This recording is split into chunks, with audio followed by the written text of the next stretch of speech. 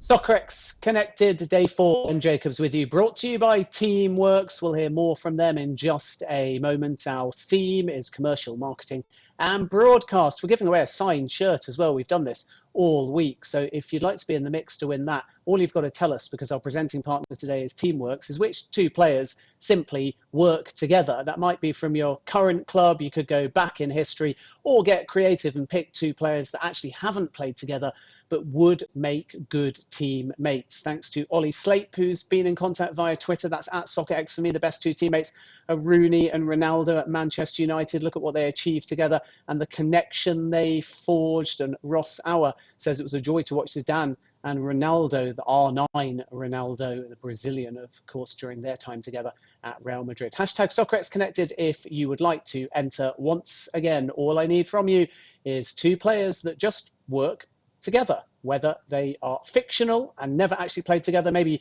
you play Championship Manager or Football Manager, one of those online games, and you've signed two players that work together. Perhaps you want to take two players from different eras, or maybe just give me two players from your current team that work well together. At SoccerX, hashtag SoccerX Connected, please. Right, let's move on to our 1 o'clock GMT panel. As I say, the theme today is commercial marketing and broadcast, and this is entitled On the Same Page, Improving Athlete Welfare Through Team Communication. And effective communication is naturally the backbone of operational efficiency, and that in turn improves athlete welfare both on and off the field.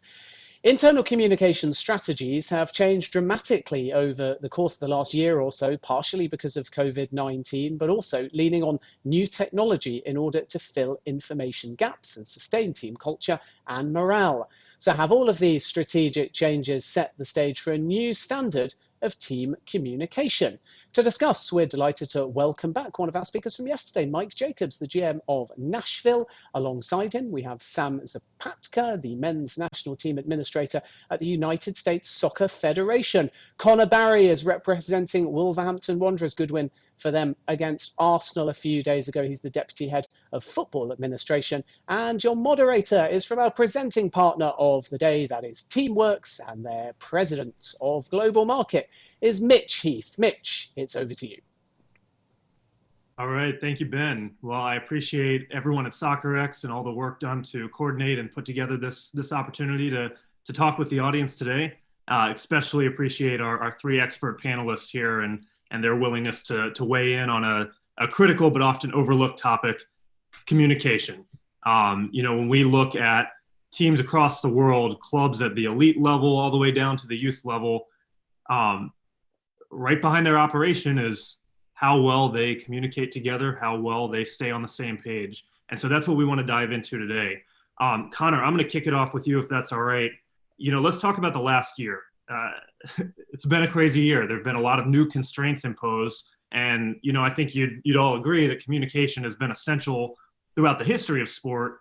But when we look at this period of constraints, but also innovations, talk about how you've handled that from a team comms perspective and maybe some of the new innovations that have come about as a result of the kind of changing world dynamic. Yeah, sure. No, it has been a crazy year, and as everyone else has had to adapt to the situation, football clubs have done the same as we have. So kind of at the start of the pandemic, when we realised that the season was going to be curtailed and players were going to go off and not be able to come into the training grounds, we created what we call the team bubble, which was just the first team players, the first team coaching staff, and any key members of organisational staff. So once we created that bubble, I would say that the maximum amount is around 90 people within that bubble. We then began to kind of communicate through each other regarding key important factors throughout the situation. So it was key updates throughout the pandemic, whether it be the new rules coming out from the government on what players could do and can't do, whether it be information coming from the Premier League in terms of when the season will be up and running again, when we can start training. So that kind of bubble was hugely important for us in terms of creating that and being able to communicate effectively with our players and making sure they were kind of keeping up to date with fitness schedules and things like that. So yeah, that was one of the key things we did at the start of the pandemic, and I believe that's definitely something we'll maintain throughout once this is over, is maintaining that bubble of those key people to communicate effectively. So and it's definitely proved effective so far. Great. Sam, being at U.S. Soccer, you've got a large geography to cover and don't always have the luxury of a co-located bubble. How have you dealt with kind of the challenges of folks being spread out? And similar question, any innovations that you want to make sure stick around post-pandemic? Yeah, absolutely. And to piggyback a little bit off of what Conor said, very similar to what we did. We immediately created a group chat communication. We have players throughout the entire world, so definitely need to take into account the time differences when we are sending messages. But that involved all of our technical staff, our organization staff, and then a variety of our players throughout the world, and just continuing to update them on what's going on from a federation level, how we're dealing with the pandemic. A lot of it was our return to play protocols and our manual that we were working on to allow for a safe and healthy return, and to create an environment where they felt comfortable coming in. This happened right before one of our March window dates, and then we returned to play in November in Europe. So throughout that entire time, we were just constantly in communication with all the guys, something that we've continued on in this group chat. And it's kind of been something that's been fun as well. Guys are telling jokes, and we're from all the different leagues. It's just a huge support system. Guys are congratulating each other on MLS, Premier League, all those different types of things. So it's been really, really great, and we'll continue to do that. And, Mike in Nashville, both of these guys have talked about just the transparency needed, the extra information needed, even just to reduce anxieties when things are uncertain. How have you guys managed that with your players?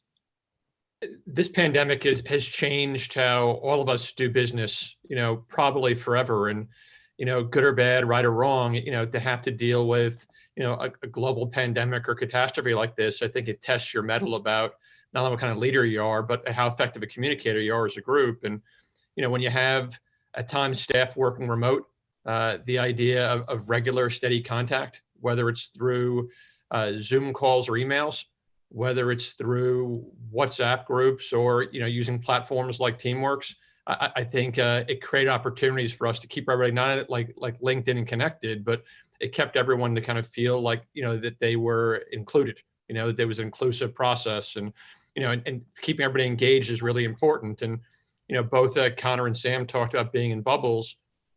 When we were in Orlando for the MLS's back tournament, not only were we in that figurative bubble down there with MLS, but, due to a mass quarantine, we had to withdraw from the tournament. And, even though we weren't able to play, our players were quarantined, and in some cases isolated for almost 2 weeks. So, we tried to do daily was to have daily Zoom calls with the players and staff. And what I really appreciated was, I had one of our senior players referenced to me that even when I had nothing to share, making sure that they saw my face, as the leader of our group, one, trying to show stability and maintain, that things were okay, but also to make sure that they felt that they were all involved in the process, that they felt that they were as connected as they could be via satellite. Excellent. Yeah, and we talk a lot with teams that we work with about that frequency of communication, and like you said, even when there's not a critical update, just making sure, hey, we're on track, we're here, you see us, we're visible, we're in communication. Mike, I want to stick with you and ask a quick follow-up. When we talk about communication and club comms in particular, people often think about players to coaches, players to staff. But from your seat as an executive in Nashville, talk about how communication works effectively, both from you to the whole organization and for staff members and players communicating up to your seat and giving you the visibility and information you need. Well, I guess first off, from me, I have we have 8 different departments in the sporting side of our club, and we meet and talk daily with our department heads, and we talk a lot about sometimes the dissemination of information, when is it appropriate to come from your department head to the staff?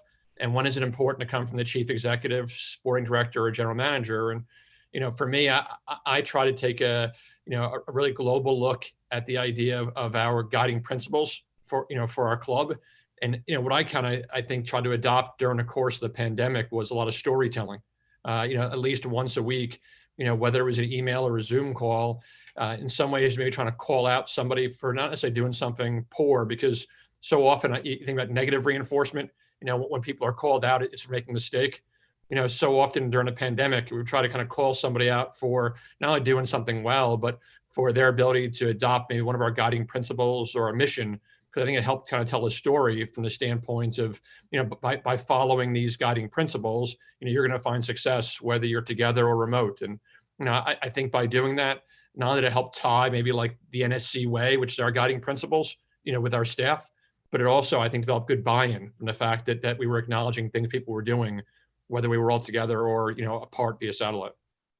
Mm-hmm. And, Sam, as you hear that, I think about, in your seat as operating a national team, you've got a whole extra layer of stakeholders beyond the players and staff that you're communicating with.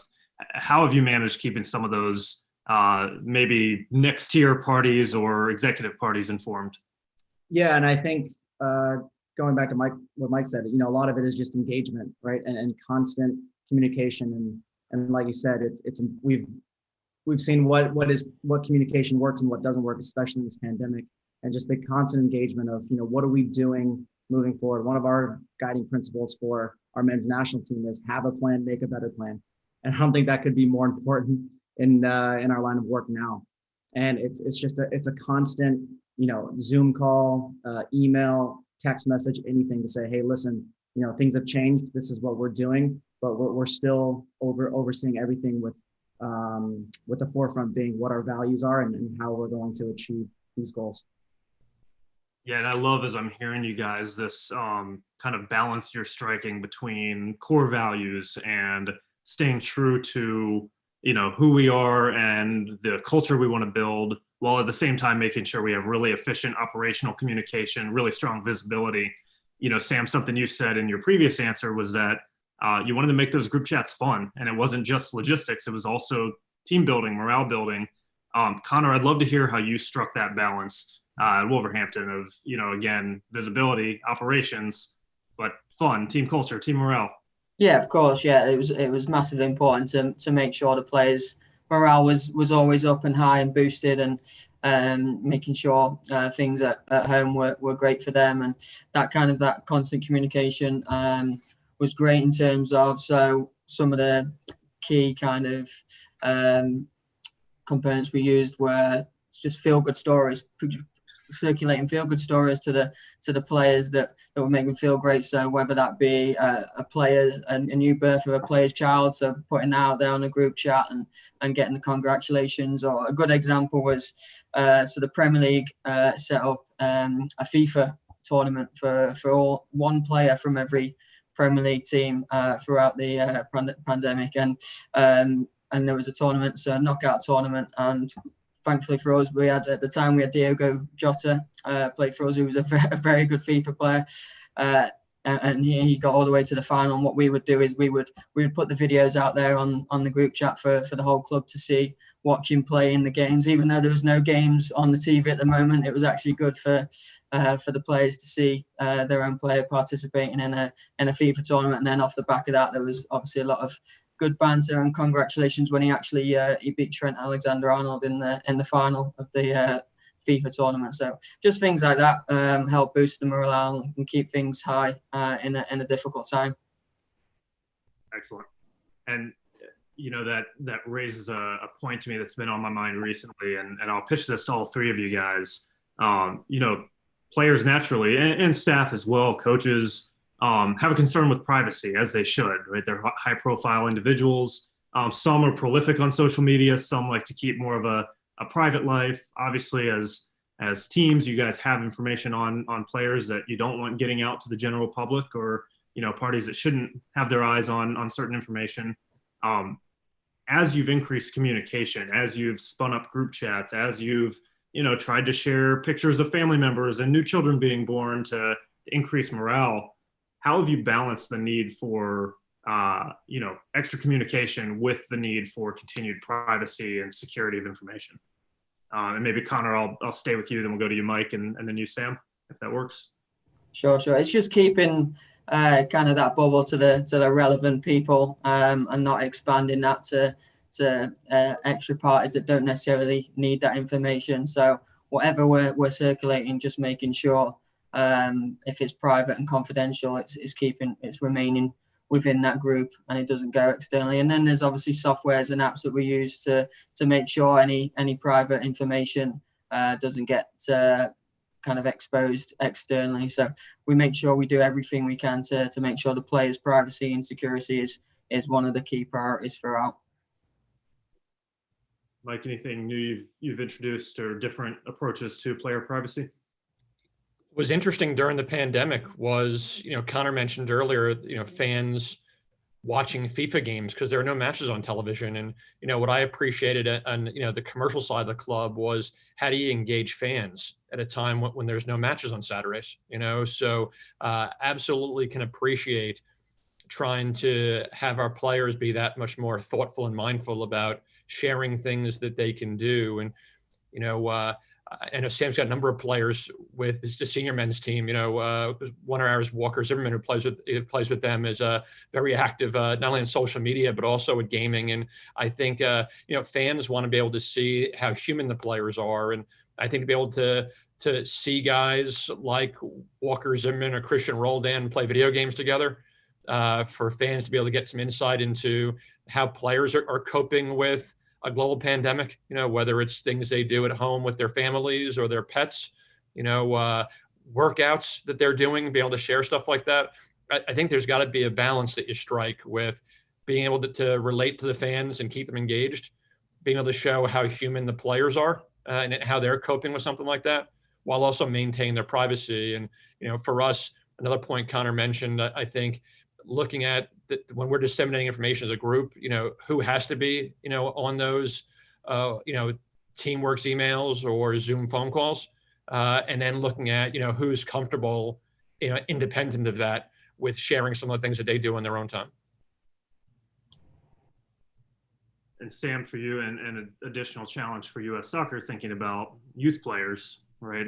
Folks that are minors that have parent communications involved. Anything different you've done to handle privacy? Yeah, absolutely. And again, I think one important note that Mike and Conor both brought up was the fan engagement part. And a lot of these guys want to see, how real these guys are and what they're cooking and what they're doing for their morning routine, what kind of coffee they make.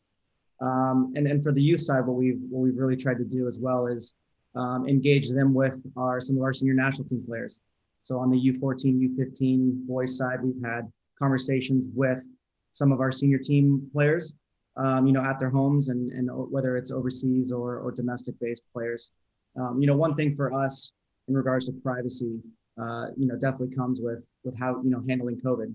And I think one thing that we've stressed specifically with privacy is, they need to know the what and the why, but they don't need to know the who. And I think that was super important for us when bringing in a variety of different players from all over the world into camp, and just understanding how important our COVID protocols are, our compliance is. And again, when we disseminate that information, who's on those group chats, and, is it a phone call? Is it a message? Is it an email? And then is it a Zoom call afterwards? So that was super important for us, while also maintaining the privacy of the players. I love it. You guys have talked about some of the innovations, some of the best practices you've put in place and what you've noticed. I'd love to hear what you've seen from your peers, and maybe Conor, if it's all right, we'll bounce back to you. When you look at other teams across the Premier League or across the world, any best practices, anything that stood out, anyone doing a particularly good job in the communication arena? Yeah, I'd say so. I mean, personally myself, before I was at Wolves, I was at Liverpool. I spent 5 years there. So I'm still in regular communications with the staff over there. So it's been good to see how they've managed things and how they've communicated with their players throughout. And something they do very well is hold regular meetings with key members of the playing staff. So whether that's Jordan Henderson, the captain, Virgil van Dijk. There's a key member of players that they would regularly discuss important topics. So whether that's when the next COVID testing slots will be, or where the next training centre is next going to be around the country, or whether the club are going to incorporate some new changes around the training ground or the stadium. They would then hold meetings with the players to discuss those and what the players feel. Then those key members would then relay that information back to the squad, kind of gather some feedback from the squad, and then come back and discuss those with the exec level people at the club. So I think that's really important, is those regular communication with those key squad members to then get the overall feedback from the club. And something we do at Wolves really well, especially for first team games, given at the moment it's very difficult to introduce an atmosphere at the moment at stadiums. Obviously with no fans there, it's very difficult, and it's a huge factor for us is our home crowd. They make a great noise, so not having them has been difficult. So we've tried to incorporate factors to help our first team squad in terms of, so we put on a light show before the start of the game. We put on the music that the players want to hear. There's kind of fire going on. We've done a lot of things to kind of help the first team squad feel more like it's a first team game, even though the fans aren't there. So things like that we've started to do, and I think we'll definitely look to kind of carry that on moving forward as well. Yeah, that attention to detail is really impressive, right? All the small things add up and make a big difference. Mike, I want to ask you, as I asked Conor about best practices across different teams in the league, has there been discussion, with your peers as a league, as the MLS? Are you guys actively discussing ways to improve and ways to communicate and sharing those best practices? And if so, have you heard any great ones that are worth highlighting? I was really surprised when I first came into the role I'm in to see how collaborative all the clubs were. I think in most leagues, and you think how competitive this environment is, the idea of sharing information and sharing things like best practices, you would think would be kept close to the vest. And I was really appreciative, especially the team administrators. I think how collaborative they were in trying to share some of these ideas. And I mentioned the fact that we had players in quarantine during the summer in Orlando, and the idea of being isolated. I mean, it literally, you're alone. And I think knowing that there are others there with you that are thinking about you and they're mindful about what you're doing is really important. What we found was, and a lot of the clubs did a really good job of engaging the players during the course of the pandemic, that much more so when our players were in isolation down in Orlando, creating home gyms in each of their homes, in some cases hotel rooms. We were very fortunate with some of our partners that we have here to be able to get exercise bikes, yoga mats, weight equipment to each guy's home. Each player in market here had essentially a home gym created for them.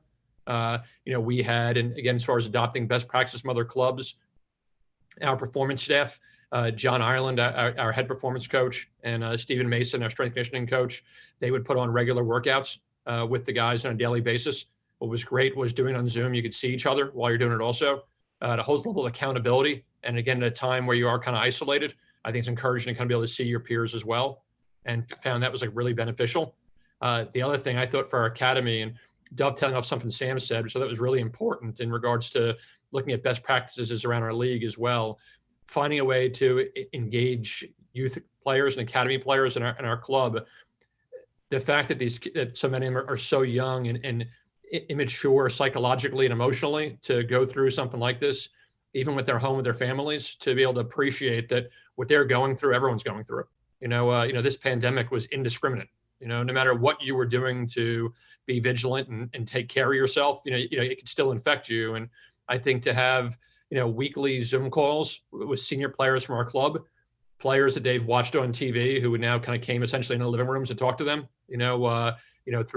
through mediums we were using, I think made it easier to relate to what was happening globally, and brought it home to them when I think, 13, 14, 15-year-old academy players, see senior players used to watching on TV, doing the same things they're doing as far as being home and isolated in their house. And I think probably made a foreign and potentially scary situation, less foreign. We've gotten a great question here from the audience, and for those listening, I'll remind you, feel free to chime in if there are topics you want to hear the panelists weigh in on.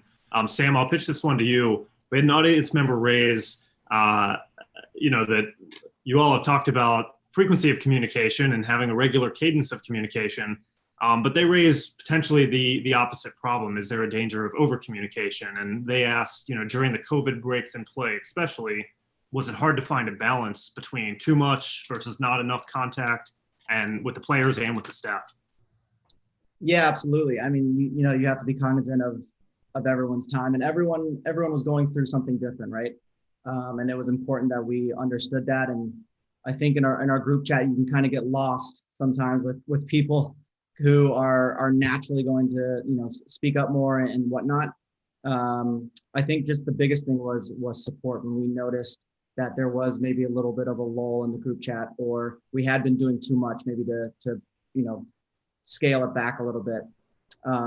We do have kind of a working group that meets every Tuesday and Friday that kind of discusses that and goes over that. But I do think that was important. We did find, sometimes when we were trying to say, do something fun and, a little quiz on the group chat, Monday, Tuesday, Wednesday, by Wednesday, no one was answering. So we scaled that back and started to, better understand that these guys, some of them just want to, enjoy being with their families. One of our players, kind of laughed and was like, this is the first time I've actually been able to cook breakfast, lunch, and dinner and be with my 3 kids the whole time. So understanding that balance was super important. I think a little bit more on the younger side, the engagement had to be there a little bit more. But definitely understand the balance, especially when we started going back into the leagues, when one league started coming up, and then, trickling down all the other ones. It was important to note that these guys are, back in game mode, while some are still at home. Conor, I want to come to you. We've, I think this has been a challenge raised by society at large, not just in sport, particularly with the pandemic. People spending a ton of time on their phones, right? Lots of screen time, lots of time on Zoom, on other platforms that, maybe even with lockdown regulations in different countries, maybe they don't have the luxury of getting outside for extended periods of time. How have you thought about that from a culture and player welfare, player health perspective, balancing, again, the over communication and frequently staying connected with, trying to make sure their physical and mental health is aligned? Yeah, of course. Sam made a good point there. It's all about the balance, and it's about getting that relevant information to those relevant people, rather than kind of sending information to everyone that's not necessarily relevant to them. So if it's a broadcast message to everyone, making sure that's something you want to kind of feedback from them, or if it's individual people you want to hear back from. So it's reducing that noise at the end of the day, because the key priority for us is making sure the players are ready to perform on the pitch. So we have to do everything we can off the pitch to make sure they're at the highest optimum kind of capacity to perform on the pitch. So no, that's the most important thing for us, is making sure that relevant information is going to the relevant people. Yeah, and that phrase you use, reducing noise, it's interesting that of all the teams we work with across, every league, every sport across the world, that reducing of noise, reducing of distraction is kind of the common theme, the ultimate goal for positioning players for success on and off the field. Mike, I want to jump to you. Got maybe a potentially challenging question from an audience member. You talked about communicating not just operationally, not just for frequency and visibility, but also for culture and sharing of club values and making sure those are instilled. And with that comes accountability and adherence to those values. So we had an audience member ask, when there is a problem internally, when someone is not acting according to values, when there's a problem that a player has with a manager or a coach or a teammate, what kind of channels are set up? How do you handle that potentially sensitive or private conversation, especially now at distance? It's a great question, because when this pandemic started, almost a year ago, there was no playbook about how to manage players and staff, via satellite or remote. And, we've all probably created our own, instructions manual or playbook now of how to cope and deal in these settings. And when it comes to those who aren't adhering, we have to appreciate also the fact that, people, how they conduct their own business now, things have changed forever. Some are going to have more challenges coming back to the office as they're used to working remote. Some aren't used to being in close contact and close quarters people, and have concerns with not having vaccines yet. And, for us, I think what we tried to look at was when situations like that occurred, trying to get the stakeholders together and try to see, who's going to be involved from a problem solving standpoint of not only addressing that with staff member or players, but, to what extent do they feel it's compromising at the core values? Having regular check-ins to know people are doing it. The reality is that everyone copes and responds to things differently. And it's unfair to ask everyone to behave in the same fashion, knowing that now you're working out of your house versus being together every day. So for us, we tried to make sure that, there's a famous quote from Ronald Reagan, it's a trust but verify. So the hope is that you're going to empower your players and staff to be able to handle things, independently, whether it's, during a normal work day, when pre-pandemic to working remote. But the reality is, that there's responsibilities not only for each of those individuals who are with your team, but also for your leadership to make sure they're checking in regularly to make sure people are adhering to that. And, Sam, especially you're asking young players to represent their country at a young age. So I know values alignment is critical for you all as an organization. How do you manage that? How do you bring players into that culture, align them with those values, and then again, how do you hold them accountable to those values as they grow throughout their careers? Yeah, absolutely, and it definitely is a challenge, right? A good example is when we did create this this group communication at the beginning of this. There were 3 or 4 players that had never been called into camp, and they had never been exposed to what our culture and environment is like in the men's national team. And I think a lot of times while, the technical staff and the organization staff can preach, how everything runs and how our culture is, we relied a lot on our senior team players. And that responsibility, I think they did a good job of taking on and understanding, this is their role. They've been in the shoes of a 17, 18, 19-year-old who's gotten their first cap with the men's national team. And so having, those connections, I think were super important. I think it was super positive how those more senior players did interact with the younger ones. And again, it's all about an engagement and starting it from the beginning. I think it starts with our head coach, Greg, and kind of goes all the way down. But it's definitely difficult creating a culture through a WhatsApp group. That's definitely a challenge. I think one of the consequences of, being with the national team is just time with the guys. We have, limited time rather than in a club environment. So we need to hound home those as almost as quickly as possible and try and instill those as quickly as we can. Fortunately, we have those senior players that have been through it and lead by example. And, Conor, for you all, part of your values alignment, part of your values development is connecting the first team all the way down to the academy and making sure that there's a consistent experience, a consistent culture. Again, with folks separated, with different challenges at play. Have you found creative ways to do that to, instill in the youth players the values you want them to have as they rise up through the ranks? Yeah, of course. It's massive that we have those values from top to bottom throughout the club, whether that's be our star striker or an under 9 through the academy. Those boys down at the academy level need to know what it's like and what's needed to make it at first team level.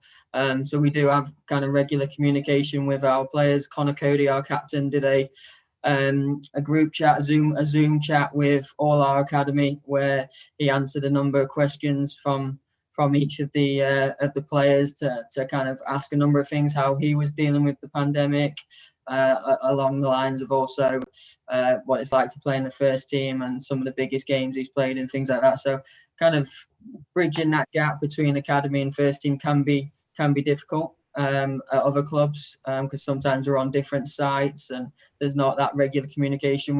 With us, thankfully at Wolves, everyone's on the same site, everyone's on the same page. The message from the manager is together stronger. That's our kind of team motto, and that's been more important than ever in the current situation. So as long as everyone throughout the academy and the club knows that the manager is installing those values, it's vitally important to them as well. Well, I think what you bring up about connecting the players is critical, right? As I think about the teams that we work with, the healthiest cultures that I see are the ones where the players are enforcing the culture, right? They're holding each other accountable, and it's not just top down from the sporting director, from the manager, from whoever else in a position of power on the staff. It's ingrained. Everybody lives by it, and so being able to find creative ways to expand that during the pandemic is awesome, and great work on you all.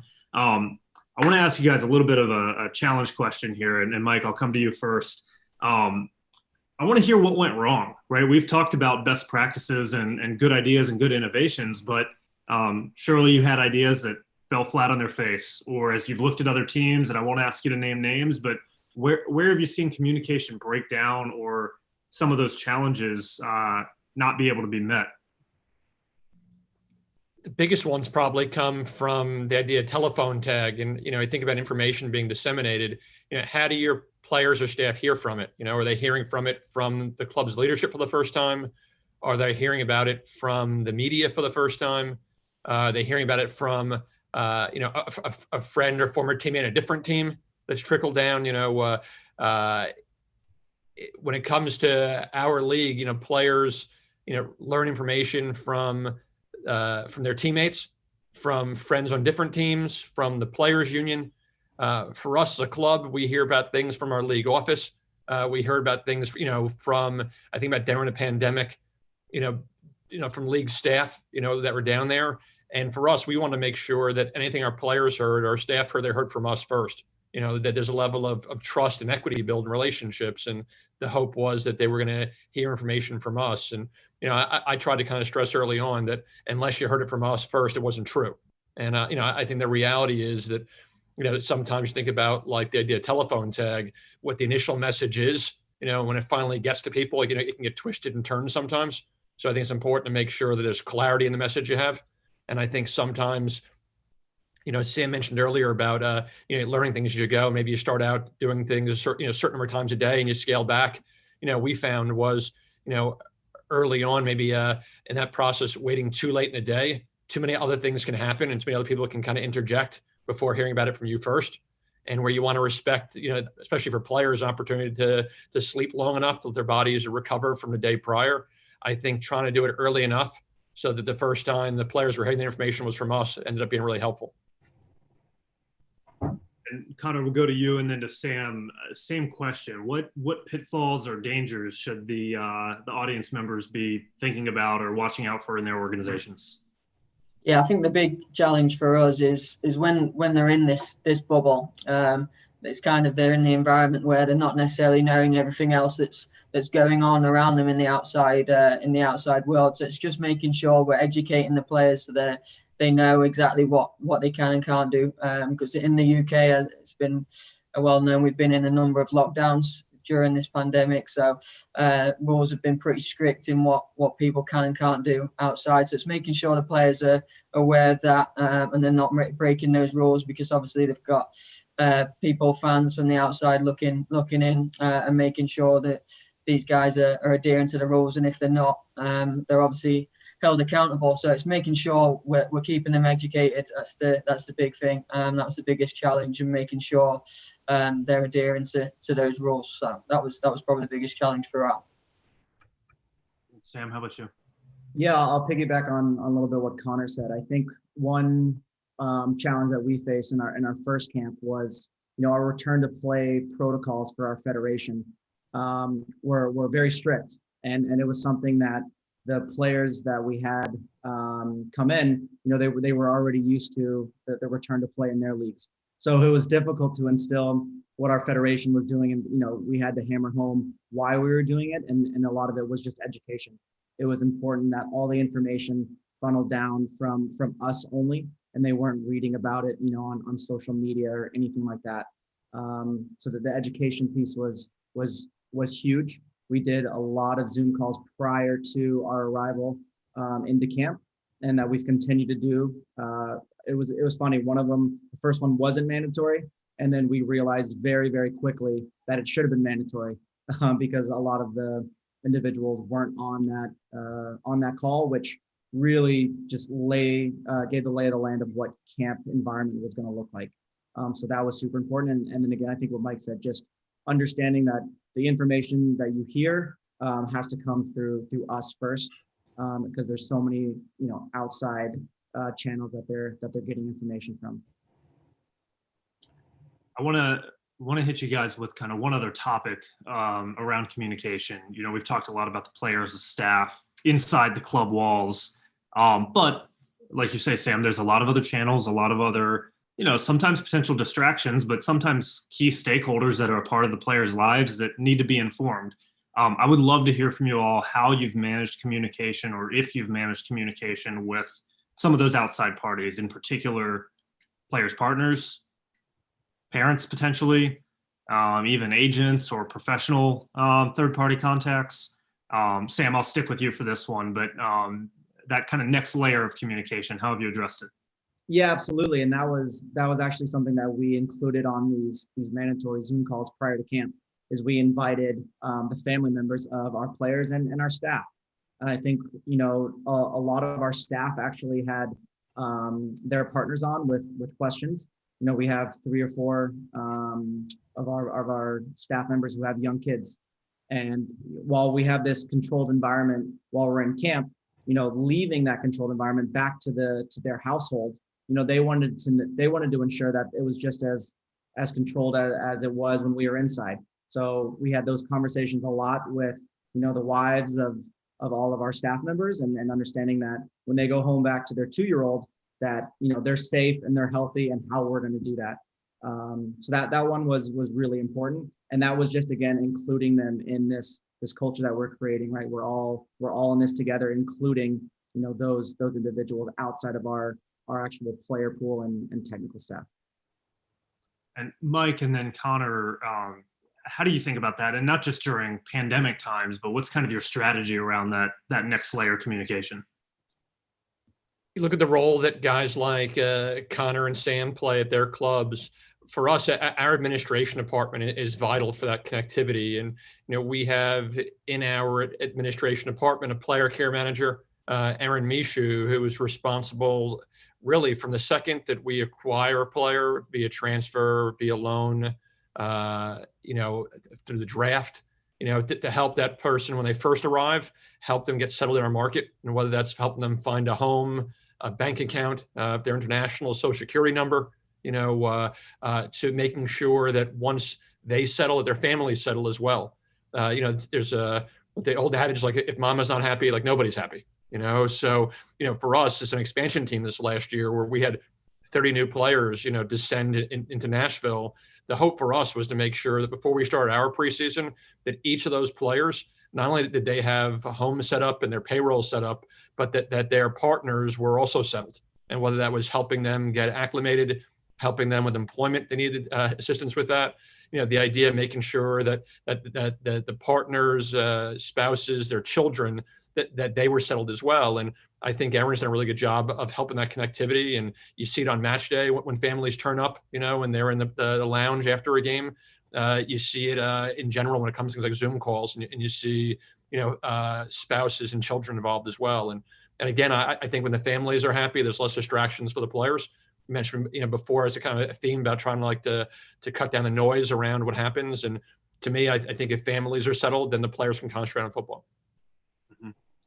Conor, anything different, or would you echo similar? Similar to what Mike said. So yeah, we also have a player care team, and we obviously have an international squad of players. So our players come from all over the world. So it's vitally important when they come to Wolverhampton, we make them feel as settled and as part of the family as possible. And that goes all the way to arranging language lessons for children and family members, because you don't want them coming to a new country and being isolated and not knowing the language. So we'll go all the way to making sure they feel as welcome as possible, and have that direct communication with the families, and like Mike said, getting them on board and getting them into games, getting them watching the matches, and having that family feel, not just when they're at home, but when they're at the club as well, and feeling part of the family is massively important. So we do that very well. Absolutely. As we wrap up and get toward the end of our session here, one, I want to thank again each of you for participating and joining and sharing wisdom and experience with us, and again to the folks at SoccerX and all who helped put this on, and to my colleagues at Teamworks who have worked hard to make this panel possible. Just want to send a big thank you. I want to give you each a final word in the last minute, and maybe 10-15 seconds each. The last bullet point or two that you would offer as a takeaway.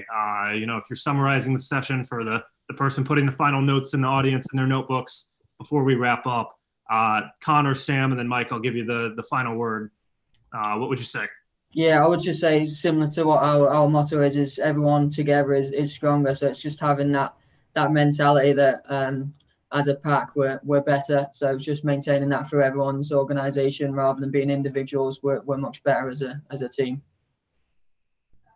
Yeah, I think for me is, keeping positive. It's important that the leadership groups and the technical staff are continuing to be as positive as possible, because there will be challenges. And then just one of our guiding principles as a staff is have a plan and make a better plan. I don't think that's been more apparent in all these camps that we've been a part of.